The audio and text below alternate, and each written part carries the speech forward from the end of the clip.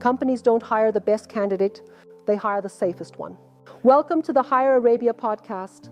Today we're talking about one of the biggest blind spots in hiring, why risk often matters more than performance.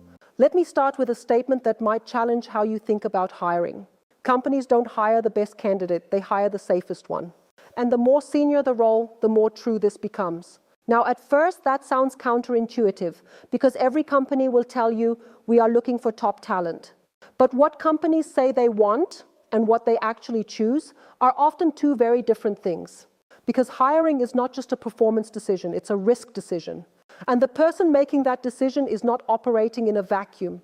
They are thinking about perception, credibility, and what happens if things go wrong.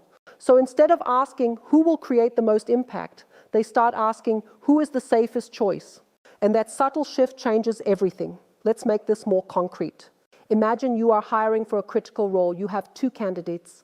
Candidate A comes from a direct competitor, has done the exact same job and ticks every box.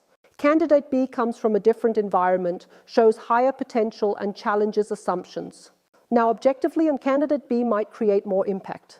But subjectively, candidate A feels safer because candidate A is easier to explain.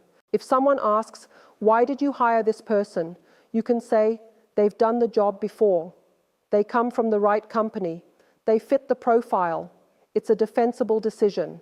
But candidate B, that requires conviction. That requires ownership. Because if it works, you look great. But if it fails, there is no easy explanation. And that's the core of the problem. Hiring is not just about being right. It's about being able to justify your decision. And in many organizations, justification matters more than outcome. Now let's go one level deeper. This behavior is not random. It is systemic. It comes from how organizations are structured. First, shared decision-making. Most hiring decisions involve multiple stakeholders, HR, hiring managers, and leadership.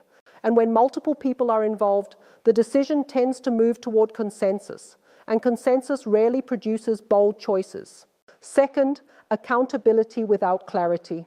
Managers are accountable for the outcome, but not fully empowered in the decision. So they carry the risk without having full control. And what do people do in that situation? They reduce risk. Third, organizational culture. Some companies say they want innovation, but their behavior shows the opposite, because innovation requires risk. And risk requires tolerance for failure. And most organizations don't have that. They optimize for predictability, not transformation. Now let's talk about the consequences, because this doesn't just affect one hire, it compounds over time. If you consistently hire safe candidates, you build a safe organization.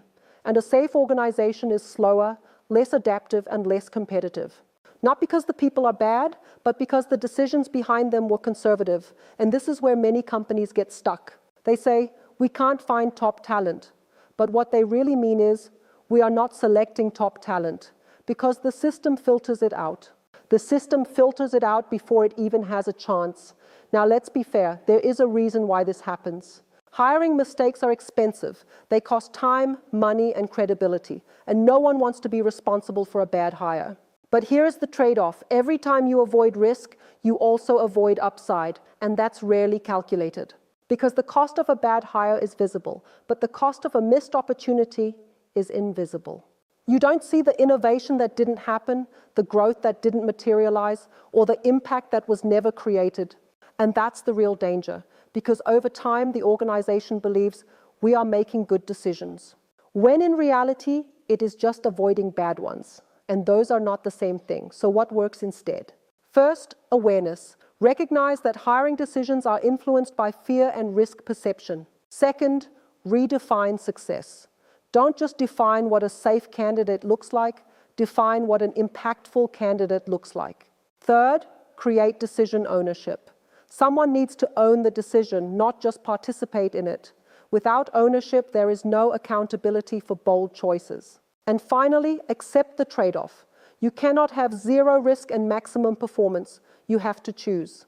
And most companies think they are choosing performance, but their behavior shows they are choosing safety. So the next time you are hiring, ask yourself, are you making the best decision or the safest one? Because over time, that difference defines your organization. Let me start with a statement that might challenge how you think about hiring. Companies don't hire the best candidate, they hire the safest one. And the more senior the role, the more true this becomes. Now, at first, that sounds counterintuitive, because every company will tell you, we are looking for top talent. We want the best people. But what companies say they want and what they actually choose are often two very different things.